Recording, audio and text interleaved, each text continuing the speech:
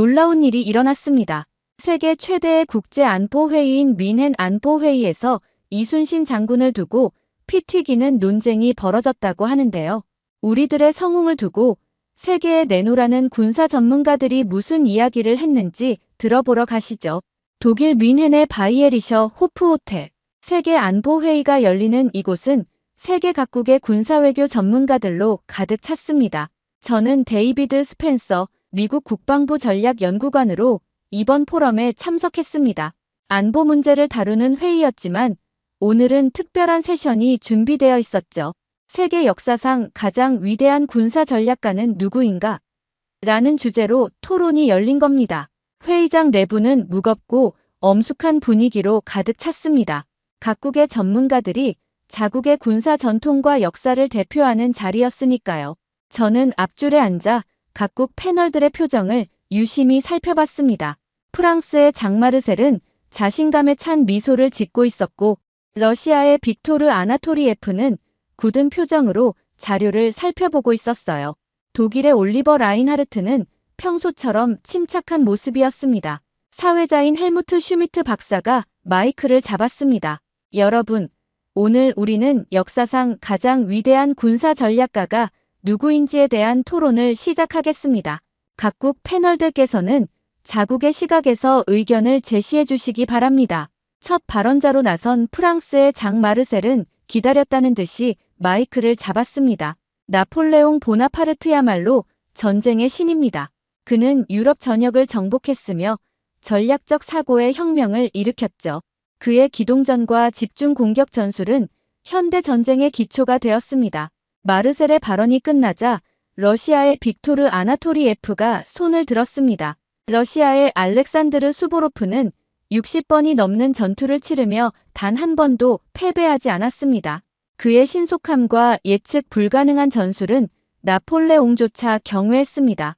전투에서 무패라는 사실은 그 자체로 전략가로서의 완벽함을 보여주는 증거입니다.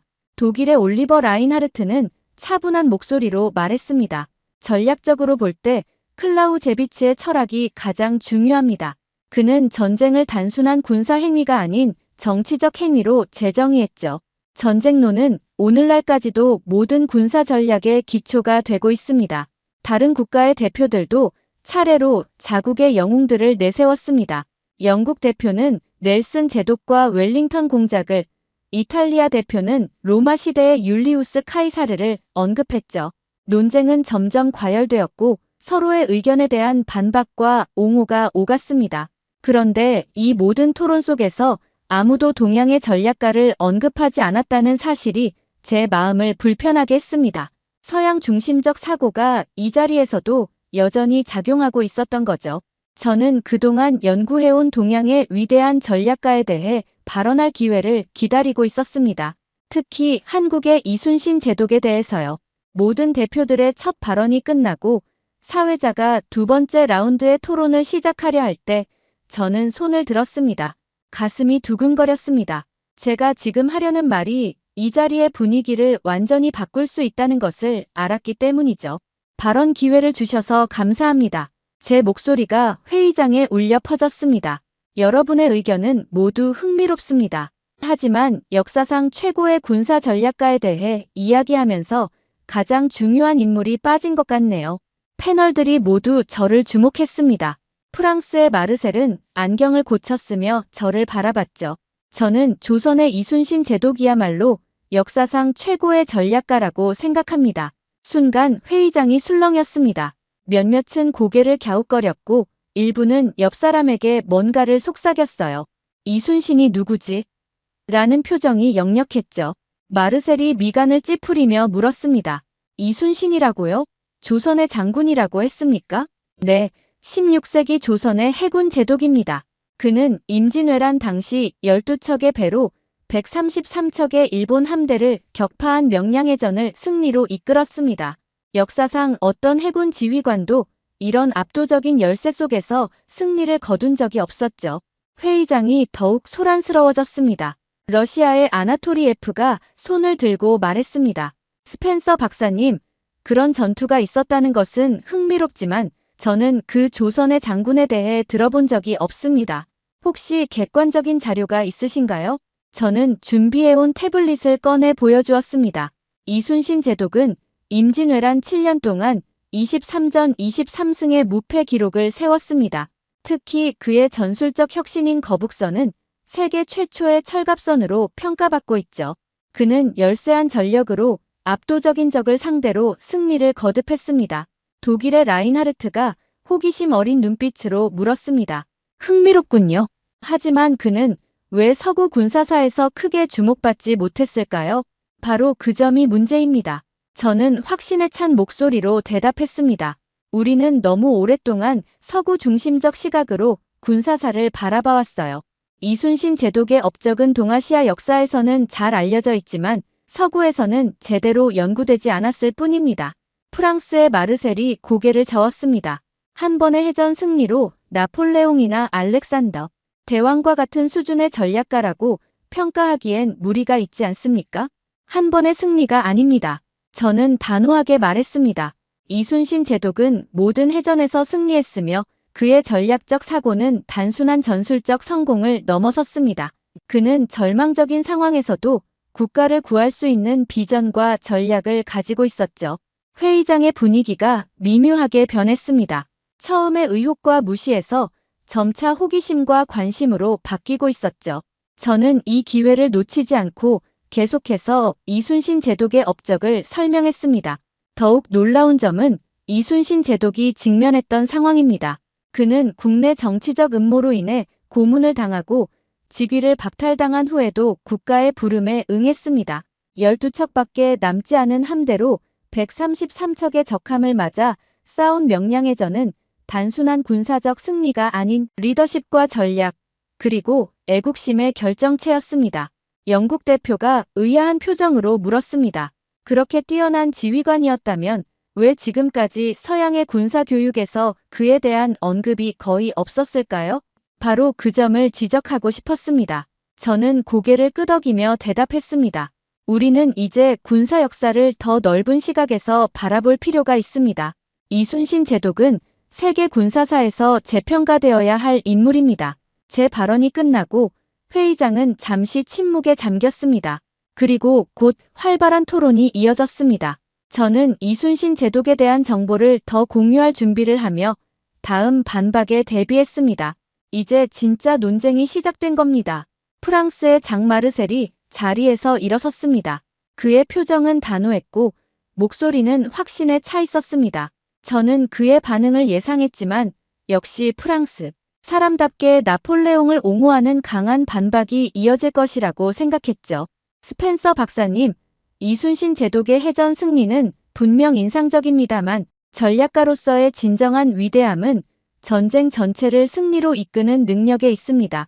마르셀은 말을 이어갔습니다. 나폴레옹은 단순히 전투에서 승리한 것이 아니라 그의 전략으로 유럽의 지도를 바꾸었어요. 전쟁은 전략과 외교, 정치가 결합된 것이며 단순한 전술적 승리만으로 평가할 수 없습니다. 그는 양손을 테이블 위에 짚으며 목소리를 높였습니다. 결국 임진왜란에서 일본이 물러난 것은 이순신의 해전 승리 때문만이 아니라 중국 명나라의 개입과 도요토미, 히데요시의 죽음 등 여러 요인이 있었습니다. 이순신은 전쟁을 끝내지 못했어요. 회의장 내부가 술렁거렸습니다. 마르셀의 주장은 일리가 있었고 다른 참석자들도 고개를 끄덕이는 모습이 보였습니다. 하지만 저는 이 반박을 예상하고 준비해왔습니다. 마르셀 박사님, 저는 차분히 대답했습니다. 정확히 말씀드리자면 이순신 제독의 해전 승리가 없었다면 조선은 일본에 완전히 정복되었을 겁니다. 그의 승리는 단순한 전술적 성공이 아니라 국가 존립의 문제였죠. 마르셀은 고개를 저었습니다. 그렇다 해도 결국 임진왜란은 명나라의 개입으로 끝났습니다.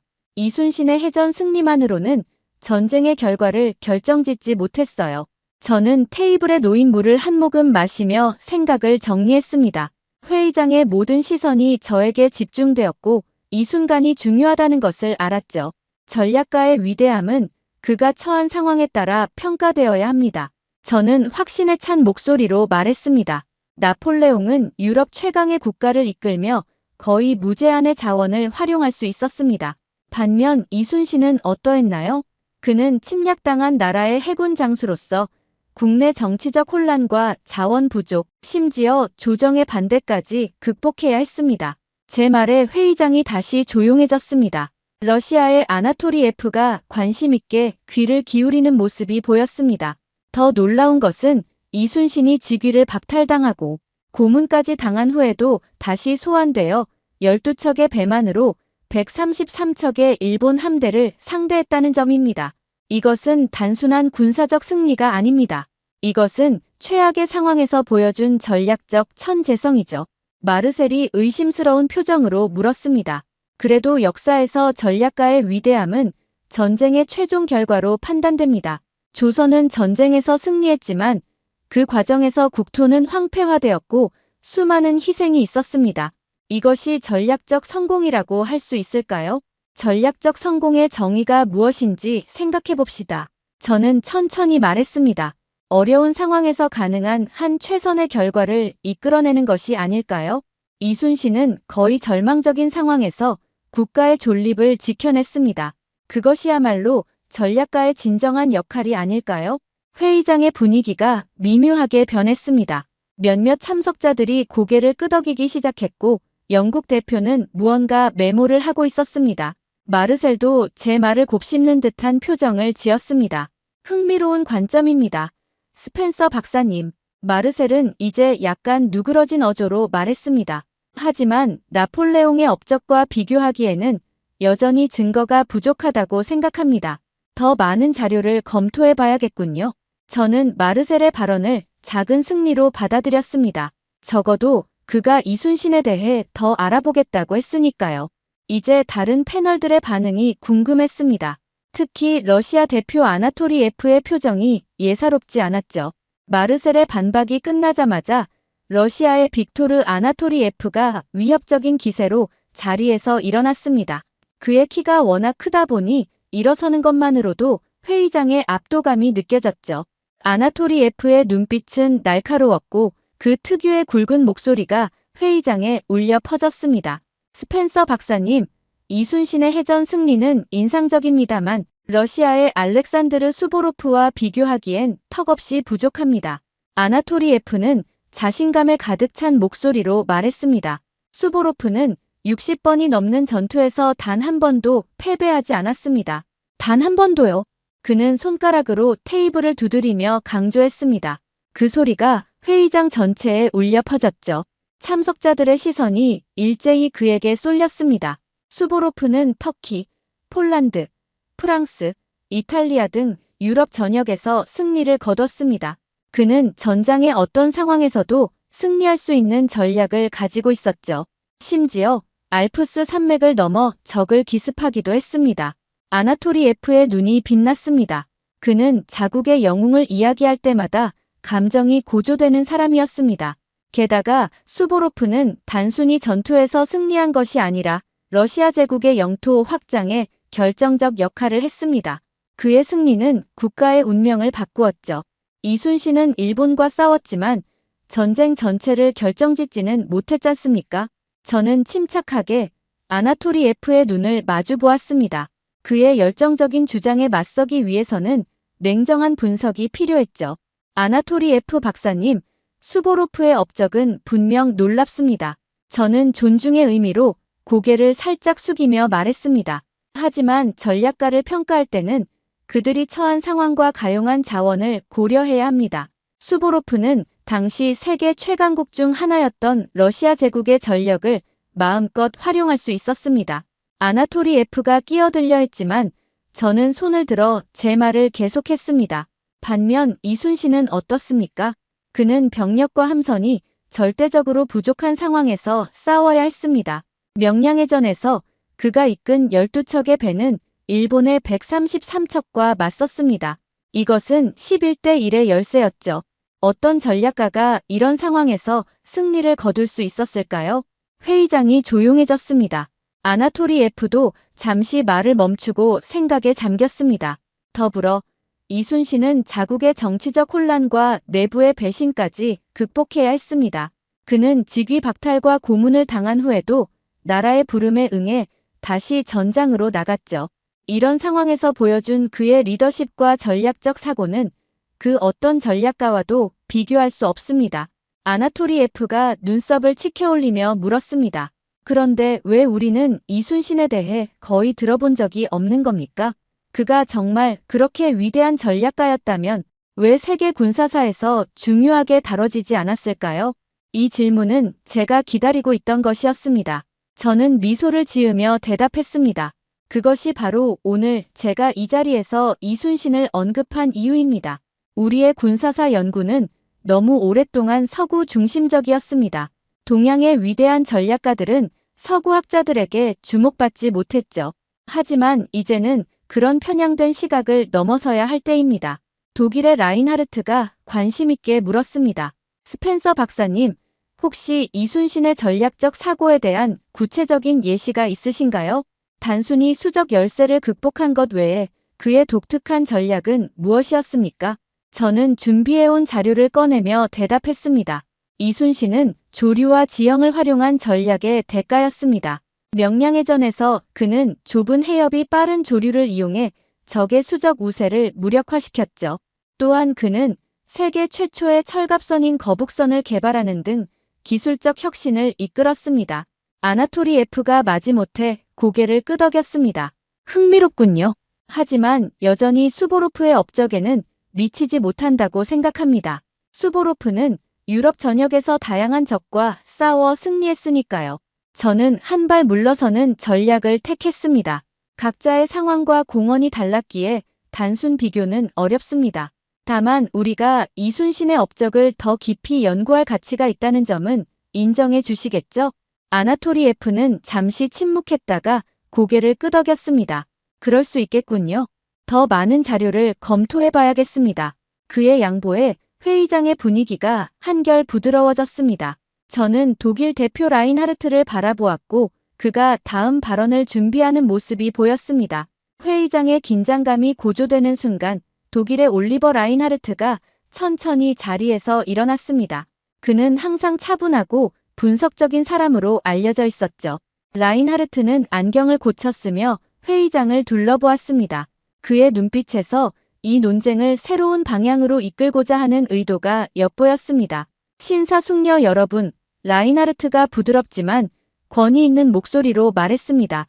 우리가 지금 흥미로운 토론을 하고 있지만 한 가지 중요한 점을 간과하고 있는 것 같습니다. 모든 시선이 라인하르트에게 집중되었고 회의장은 순식간에 조용해졌습니다. 그의 발언이 논쟁의 흐름을 바꿀 수 있다는 것을 모두가 직감했죠. 이순신 제독은 사실 서구에서 제대로 연구되지 않았을 뿐입니다. 그는 차분하게 말을 이어갔습니다. 우리의 군사사 연구가 유럽과 미국 중심으로 진행되어 왔다는 점은 부인할 수 없는 사실이죠. 그러나 최근 들어 이러한 편향을 극복하려는 노력이 활발히 이루어지고 있습니다. 라인하르트는 자신의 태블릿을 꺼내 몇 가지 자료를 화면에 띄웠습니다. 제가 최근 확인한 바로는 미국 해군사관학교에서도 이순신 제독의 전술과 전략을 연구하고 있습니다. 그의 명량해전 전술은 현대 해군 교육에서도 중요한 사례로 다루어지고 있죠. 저는 놀랍고도 기쁜 마음으로 라인하르트의 발언을 경청했습니다. 예상치 못한 지원군을 얻은 느낌이었어요. 클라우제비츠의 관점에서 보면 라인하르트가 계속했습니다. 전쟁은 확장된 결투이며 군사적 행동의 목적은 정치적 목적을 달성하는 것입니다. 이순신 제독의 전략을 이런 관점에서 분석하면 그가 단순한 전술가가 아니라 정치적 맥락을 깊이 이해한 전략가였다는 것을 알 수 있죠. 프랑스의 마르셀이 의문을 제기했습니다. 하지만 라인하르트 교수님, 클라우제비츠의 관점에서 보면 전쟁의 최종 목적은 적을 무력화하는 것인데 이순신은 이를 달성하지 못했습니다. 결국 일본은 자발적으로 철수했죠. 라인하르트는 미소를 지으며 고개를 저었습니다. 마르셀 박사님, 이순신의 목표는 일본을 무력화하는 것이 아니라 조선을 보존하는 것이었습니다. 그리고 그 목표를 완벽하게 달성했죠. 클라우제비츠는 방어는 공격보다 강한 형태의 전쟁이라고 했습니다. 이순신은 이 원칙을 완벽하게 구현했다고 볼 수 있어요. 회의장 분위기가 확연히 달라지기 시작했습니다. 처음에는 의구심과 무시로 가득했던 참석자들의 표정이 점차 호기심과 관심으로 바뀌고 있었어요. 라인하르트는 계속해서 말했습니다. 더불어 전략가의 위대함은 그가 물려준 유산에서도 찾을 수 있습니다. 이순신 제독의 난중일기는 전쟁 중에 쓰인 귀중한 1차 자료로 그의 전략적 사고와 리더십을 연구하는 데 중요한 가치를 지니고 있죠. 저는 라인하르트의 발언에 고개를 끄덕이며 추가했습니다. 실제로 난중일기는 유네스코 세계기록유산으로 등재되어 있습니다. 400년이 넘는 시간이 흘렀지만 그의 지혜는 여전히 우리에게 가치 있는 교훈을 주고 있죠. 러시아의 아나토리에프가 궁금증을 드러냈습니다. 그렇다면 왜 지금까지 우리는 이순신에 대해 더 많이 듣지 못했던 걸까요? 라인하르트는 고개를 끄덕이며 대답했습니다. 바로 그 점이 중요합니다. 우리의 군사사 연구는 재평가되어야 합니다. 서구 중심적 관점에서 벗어나 더 넓은 시각으로 세계 각국의 군사 전략을 바라봐야 하죠. 이순신과 같은 동양의 위대한 전략가들도 서구의 위대한 전략가들과 함께 연구되어야 합니다. 영국 대표가 호기심 어린 표정으로 물었습니다. 라인하르트 교수님, 혹시 이순신 제독의 업적이 현대 해군 전략에 어떤 시사점을 주는지 설명해 주실 수 있을까요? 라인하르트는 환한 미소를 지으며 대답했습니다. 비대칭 전력 상황에서의 전략, 지형과 기상 조건의 전술적 활용, 그리고 열악한 상황에서의 리더십 등은 현대 전쟁에서도 여전히 중요한 요소입니다. 이순신 제독은 이 모든 면에서 뛰어난 모범을 보여줬죠. 저는 라인하르트의 지원에 큰 힘을 얻었습니다. 처음에는 혼자서 이순신 제독의 위대함을 주장했지만 이제는 독일 대표까지 이순신의 가치를 인정하고 있었으니까요. 회의장의 분위기는 완전히 달라졌습니다. 처음의 의구심과 반박은 사라지고 이제 모든 참석자들이 이순신 제독에 대해 진지한 관심을 보이기 시작했습니다. 마르셀과 아나토리에프조차 라인하르트의 말에 귀를 기울이며 생각에 잠긴 표정이었죠. 라인하르트는 말을 마치며 자리에 앉았고 회의장은 잠시 침묵에 잠겼습니다. 이제 논쟁의 방향이 완전히 바뀌었다는 것을 모두가 느끼고 있었습니다. 라인하르트의 중재 이후 회의장 내부의 분위기는 완전히 달라졌습니다. 해가 지기 시작한 창밖으로 뮌헨의 저녁 풍경이 드러났고 회의장 내부의 조명이 더욱 밝아졌습니다. 저는 이 변화가 단순히 물리적인 것만이 아니라는 걸 느꼈죠. 논쟁의 방향이 근본적으로 바뀌고 있었습니다. 사회자인 헬무트 슈미트 박사가 다시 마이크를 잡았습니다. 지금까지 매우 흥미로운 토론이 이어졌습니다. 이제 각 패널들께서는 오늘의 논의를 종합하여 최종 의견을 말씀해 주시기 바랍니다. 영국 대표인 제임스 피터슨이 먼저 손을 들었습니다.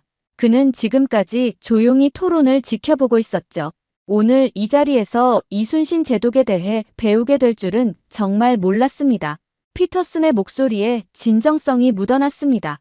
영국은 넬슨 제독을 위대한 해군 지휘관으로 자랑스럽게 여겨왔습니다만 이순신의 업적은 정말 놀랍네요. 특히 12척으로 133척을 상대했다는 명량해전은 넬슨의 트라팔가 해전에 비견될 만합니다. 예상치 못한 영국 대표의 지지에 저는 감사의 미소를 지었습니다. 피터슨이 계속 말을 이어갔습니다. 넬슨은 27척으로 33척의 프랑스 마이너스 스페인 연합함대를 격파했지만 이순신의 11대1 열세 극복은 해전사에 있어 거의 기적에 가깝다고 볼 수 있습니다. 우리 영국 해군 교육에서도 이순신의 사례를 더 연구할 필요가 있겠군요. 다음으로 이탈리아 대표 마르코 베르톨리니가 발언했습니다. 저는 로마 시대의 율리우스 카이사르를 최고의 전략가로 생각해왔습니다. 그러나 이순신 제독의 사례는 우리에게 새로운 시각을 제공합니다. 그는 단순한 해전 지휘관이 아니라 진정한 전략적 사고를 가진 지휘관이었습니다. 베르톨리니의 얼굴에 진지한 표정이 드러났습니다. 이순신은 불가능한 상황에서도 희망을 잃지 않고 조국을 지켜냈습니다. 이것은 카이사르의 갈리아 전쟁이나 알렉산더 대왕의 페르시아 원정과 마찬가지로 군사사에서 중요하게 다뤄져야 할 업적입니다. 스페인 대표 카를로스 마르티네즈도 고개를 끄덕였습니다. 저는 처음에 이순신이라는 이름조차 생소했습니다만 오늘의 토론을 통해 그의 위대함을 이해하게 되었습니다. 우리 스페인 무적 함대가 영국과의 해전에서 패배한 것과 비교하면 이순신의 승리는 더욱 놀랍습니다. 마르티네즈는 자료를 살펴보며 말을 이어갔습니다. 그의 혁신적인 거북선 설계와 조류를 이용한 전술은 오늘날의 해군 전략에도 시사점을 줍니다. 이순신의 업적은 더 깊이 연구되어야 마땅합니다. 프랑스의 마르셀도 이제는 한결 부드러워진 태도로 말했습니다.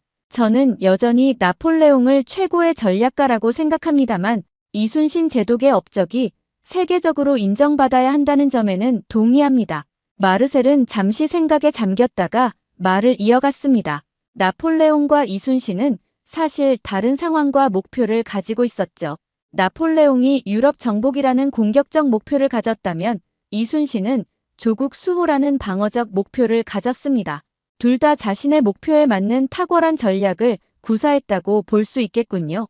러시아의 아나토리에프도 이제는 한결 누그러진 표정으로 말했습니다. 저도 수보로프를 여전히 최고로 생각하지만 이순신의 리더십과 전략적 사고는 분명 세계적인 수준이었습니다.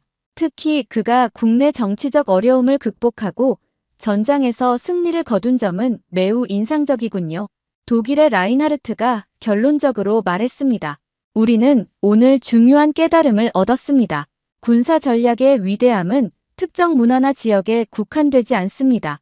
이순신 제독의 사례는 우리의 군사사 연구가 더 포괄적이고 다양한 관점에서 이루어져야 함을 보여줍니다. 저는 감격스러운 마음으로 이 모든 말들을 듣고 있었습니다. 처음에는 의구심과 무시로 시작된 토론이 이제는 이순신 제독의 위대함을 인정하는 방향으로 바뀌었으니까요. 저는 마지막 발언 기회를 얻었습니다. 여러분의 열린 마음과 통찰력 있는 의견에 감사드립니다. 저는 진심 어린 목소리로 말했습니다. 이순신 제독은 단순히 한 나라의 영웅이 아니라 인류 역사에 빛나는 전략가입니다. 오늘의 토론이 그의 업적이 세계적으로 더 널리 연구되고 인정받는 계기가 되길 바랍니다. 사회자인 슈미트 박사가 고개를 끄덕이며 말했습니다. 오늘 우리는 군사 전략을 바라보는 시각을 넓히는 소중한 경험을 했습니다. 이순신 제독의 업적은 앞으로 민헨 안보회의의 군사 전략 세션에서도 중요하게 다뤄질 것입니다.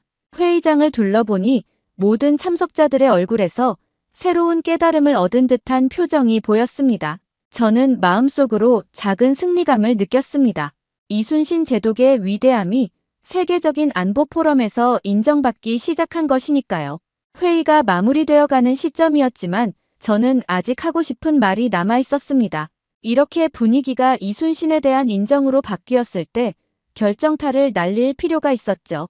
저는 마지막 발언 기회를 요청했고 사회자인 슈미트 박사가 고개를 끄덕이며 저에게 마이크를 넘겼습니다. 오늘 이 자리에서 이토록 열린 마음으로 토론에 임해주신 모든 분들께 감사드립니다. 저는 회의장을 천천히 둘러보며 시작했습니다. 많은 눈빛이 저를 향해 있었고 그 눈빛에는 더 이상의 적대감이 아닌 호기심과 존중이 담겨 있었습니다. 지금까지 우리는 이순신 제독의 전술적 승리와 리더십에 대해 이야기했습니다. 하지만 이순신이 진정으로 위대한 이유는 그가 단순한 지휘관이 아니라 국가를 구한 전략가였기 때문입니다. 저는 잠시 숨을 고르고 이어 말했습니다. 여러분, 군사 전략가의 궁극적인 목표가 무엇이라고 생각하십니까? 영토 확장, 정치적 영향력, 아니면 단순한 승리의 누적일까요? 회의장이 조용해졌고 모든 이의 시선이 저에게 집중되었습니다.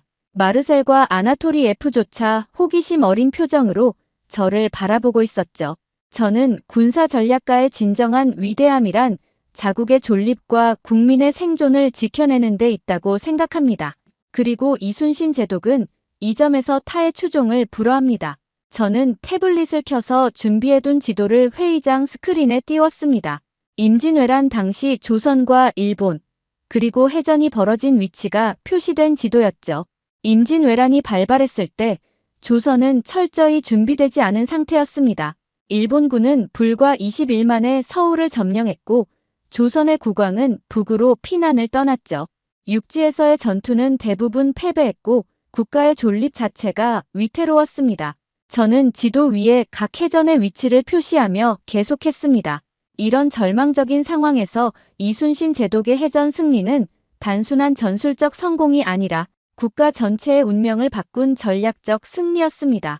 그의 해전 승리가 없었다면 일본군의 보급로가 끊기지 않았을 것이고 조선은 완전히 점령되었을 것입니다. 마르셀이 고개를 끄덕이며 물었습니다. 하지만 결국 일본은 도요토미 히데요시의 죽음과 명나라의 참전으로 철수하지 않았습니까? 저는 미소를 지으며 대답했습니다. 맞습니다. 그러나 이순신의 해전 승리가 없었다면 조선은 그 시점까지 버티지 못했을 것입니다. 그의 승리는 조선이 명나라의 원군이 도착할 때까지 국가의 존립을 유지할 수 있게 해주었죠. 이것이야말로 전략적 승리의 본질입니다. 저는 이순신의 초상화를 스크린에 띄우며 계속했습니다. 더욱 놀라운 점은 이순신 제독이 거둔 승리의 맥락입니다. 그는 적의 침략뿐만 아니라 국내 정치적 음모와 자원 부족, 그리고 심지어 조정의 무능함까지 극복해야 했습니다. 라인하르트가 고개를 끄덕이며 말했습니다. 맞습니다. 클라우제비츠도 말했듯이 전쟁은 단순한 군사적 행위가 아니라 정치적 행위의 연장선입니다. 이순신은 이러한 복잡한 정치적 상황 속에서도 명확한 전략적 비전을 유지했다는 점에서 탁월했군요. 저는 감사의 표정으로 라인하르트를 바라보고 계속했습니다. 정확합니다. 이순신 제독은 그의 유명한 말, 필사즉생 필생즉사를 통해 이를 표현했습니다. 죽기를 각오하면 살 것이고 살고자 하면 죽을 것이다. 이것은 단순한 군사적 격언이 아니라 국가 존립의 위기 상황에서 보여준 그의 전략적 사고를 집약한 말입니다. 저는 회의장을 둘러보며 각 참석자들의 눈을 차례로 바라보았습니다.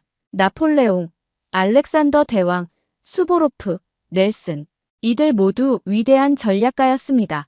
그러나 그들은 강대국의 막강한 자원과 지원을 받았죠. 이순신은 거의 홀로 싸웠습니다. 그의 전략은 국가 생존이라는 가장 기본적이고도 중요한 목표에 집중되어 있었습니다. 마르셀이 생각에 잠긴 표정으로 물었습니다. 스펜서 박사님, 이순신이 현대 군사 전략에 주는 시사점은 무엇이라고 생각하십니까? 저는 이 질문을 기다리고 있었습니다. 비대칭 전력 상황에서의 승리 전략, 제한된 자원의 효율적 활용, 그리고 무엇보다 명확한 전략적 목표의 설정과 유지입니다. 오늘날 많은 국가들이 강대국과의 비대칭적 관계 속에서 안보를 고민하고 있습니다. 이순신의 전략은 이러한 상황에 중요한 교훈을 제공합니다. 아나토리에프도 고개를 끄덕였습니다. 그의 전략이 오늘날 우크라이나나 조지아 같은 국가들에게도 시사점이 있겠군요. 맞습니다. 저는 확신에 찬 목소리로 말했습니다. 이순신의 업적이 보여주는 가장 중요한 교훈은 어떤 절망적인 상황에서도 명확한 전략과 불굴의 의지가 있다면 국가를 지켜낼 수 있다는 것입니다. 그의 전략 없이는 오늘날의 한국이 존재하지 않았을 것입니다. 회의장 전체가 깊은 감명을 받은 듯 조용했습니다. 저는 마지막 말을 덧붙였습니다. 오늘 우리가 이 자리에서 이순신 제독에 대해 토론하고 그의 위대함을 인정하기 시작했다는 것은 매우 의미 있는 일입니다. 이것이 세계 군사사 연구의 새로운 장을 여는 시작이 되길 바랍니다. 제 발언이 끝나자 회의장에서는 자발적인 박수가 터져 나왔습니다. 심지어 처음에 가장 회의적이었던 마르셀과 아나토리에프도 진심 어린 박수를 보냈죠. 저는 그 순간 이순신 제독의 위대함이 진정으로 세계에 알려지기 시작했다는 것을 느꼈습니다. 회의가 공식적으로 마무리되고 참석자들이 335 모여 대화를 나누기 시작했습니다. 저는 깊은 만족감과 성취감을 느끼며 자리에서 일어났죠. 제가 오랫동안 연구하고 존경해온 이순신 제독이 마침내 국제안보 포럼에서 인정받는 순간을 목격한 것이니까요. 회의장을 나서려는데 영국 대표 피터슨이 다가왔습니다. 그의 눈빛에는 진지함이 담겨 있었습니다. 스펜서 박사님, 오늘 발표는 정말 인상적이었습니다. 피터슨이 진심 어린 목소리로 말했습니다. 사실 영국 해군 교육에서 넬슨 제독만큼 이순신을 다루지 않았다는 점이 부끄럽게 느껴지네요. 저는 미소를 지으며 대답했습니다. 피터슨 박사님, 그동안 서구 중심의 군사사 연구가 당연하게 여겨져 왔으니까요. 하지만 이제 그런 시각을 넓힐 때가 되었다고 생각합니다. 피터스는 고개를 끄덕였습니다. 다음 달에 영국 해군사관학교에서 특별 강연이 있을 예정입니다. 혹시 이순신 제독에 대한 강연을 해주실 수 있을까요? 우리 학생들에게 큰 도움이 될 것 같습니다. 저는 기쁨을 감추지 못하며 대답했습니다. 물론입니다. 영광이죠. 기꺼이 수락하겠습니다. 그때 프랑스의 마르셀이 다가왔습니다. 그의 표정이 처음과는 완전히 달라져 있었죠. 스펜서 박사님, 솔직히 처음에는 회의적이었습니다만 오늘 토론을 통해 제 시각이 얼마나 제한적이었는지 깨달았습니다. 마르셀이 진심 어린 목소리로 말했어요. 프랑스 국방전략연구소에서도 이순신 제독에 대한 연구를 시작해야겠습니다. 저는 감사의 마음을 담아 그의 손을 꼭 잡았습니다. 마르셀 박사님, 그 말씀 정말 기쁘게 생각합니다. 필요하시다면 제가 가진 자료를 공유해 드리겠습니다. 러시아의 아나토리 F도 우리에게 다가왔습니다. 그의 굵은 목소리가 회의장 한편에 울려 퍼졌죠. 나도 인정할 수밖에 없군요. 이순신은 정말 놀라운 전략가였습니다. 아나토리 F가 말했습니다. 모스크바 군사 아카데미에서도 그의 전략을 연구할 가치가 있겠어요. 특히 열세한 상황에서의 승리 전략은 모든 시대의 중요한 교훈이니까요. 저는 놀라움을 감추지 못했습니다. 처음에 가장 강하게 반박했던 아나토리 F조차 이순신의 가치를 인정한 것이니까요. 감사합니다. 아나토리 F 박사님. 러시아의 군사 전통과 이순신의 전략을 비교 연구하면 흥미로운 결과가 나올 것 같습니다. 독일의 라인하르트가 우리 대화에 합류했습니다. 그의 얼굴에는 학자다운 진지함이 묻어났죠. 스펜서 박사님, 오늘 토론은 매우 의미 있었습니다. 베를린 전략연구소에서 동서양 군사 전략의 비교 연구라는 프로젝트를 시작하려고 합니다. 혹시 공동 연구자로 참여해 주실 수 있을까요? 저는 기쁨에 가득 찬 목소리로 대답했습니다. 정말 흥미로운 제안이네요. 라인하르트 교수님, 기꺼이 참여하겠습니다. 이탈리아의 베르톨리니도 우리에게 다가왔습니다. 그의 손에는 태블릿이 들려 있었어요. 방금 로마 대학의 동료들에게 이순신에 대해 메시지를 보냈습니다. 베르톨리니가 흥분된 표정으로 말했습니다. 그들도 매우 관심을 보이고 있어요. 내년 학술 세미나에서 이순신을 주제로 다루고 싶다고 하네요. 저는 가슴이 벅차오르는 것을 느꼈습니다. 하루 만에 이토록 많은, 그것도 세계 최고 수준의 군사 전략 전문가들이 이순신에 관심을 갖게 된 것이니까요. 사회자였던 슈미트 박사가 마지막으로 다가왔습니다. 그의 손에는 공식 문서가 들려 있었습니다. 스펜서 박사님, 정말 인상적인 발표였습니다. 미넨 안보회 위원회에서 결정한 사항을 알려드리고 싶습니다. 슈미트가 공식적인 어조로 그러나 미소를 띠며 말했습니다. 내년 안보회의에서 이순신과 현대 해군 전략이라는 특별 세션을 마련하기로 했습니다. 물론 스펜서 박사님께서 주도적으로 진행해 주셨으면 합니다. 저는 감격에 겨운 마음으로 고개를 끄덕였습니다. 큰 영광입니다. 슈미트 박사님, 최선을 다해 준비하겠습니다. 모두가 대화를 나누는 사이 저는 잠시 창밖을 바라보았습니다. 민헨의 밤하늘에 별들이 빛나고 있었죠. 문득 그 별빛이 400년 전 이순신 제독이 밤바다를 항해할 때 봤을 별빛과 같다는 생각이 들었습니다. 오늘의 토론은 단순한 학술적 승리를 넘어 진정한 역사적 순간이었다고 느꼈습니다. 이순신 제독의 위대함이 이제야 세계에 제대로 알려지기 시작한 것이니까요. 그의 전략, 리더십, 그리고 불굴의 의지는 시대와 문화를 초월한 가치를 지니고 있습니다. 호텔을 나서며 저는 마지막으로 중얼거렸습니다. 이제 세계가 당신을 알게 되었습니다. 이순신 제독님. 그리고 그 순간 마치 400년의 시간을 넘어 이순신 제독이 미소 짓는 듯한 느낌이 들었습니다. 한 나라를 구한 그의 업적이 이제 세계 역사의 한 페이지로 당당히 자리 잡게 된 것이니까요. 저는 깊은 보람과 함께 앞으로의 연구와 강연을 통해 이순신의 위대함을 더 널리 알리겠다는 결심을 굳게 다졌습니다. 오늘의 이야기는 여기까지입니다. 그럼 오늘 이야기 재미있게 들으셨다면 잊지 말고 좋아요 꼭 눌러주세요. 꼭 사연 관련이 아니더라도 하실 말씀이 있으시다면 댓글도 꼭 남겨주시고요. 더 좋은 사연을 발굴해내고 여러분들께 재미있게 전달하는데 큰 힘이 됩니다. 흥미진진히 소개해드리는 다음 이야기가 듣고 싶으시다면 구독과 알림 설정하시면 빠르게 소식 들으실 수 있습니다. 그럼 저는 다시 흥미진진한 사연을 들고 찾아뵐게요. 또 만나요.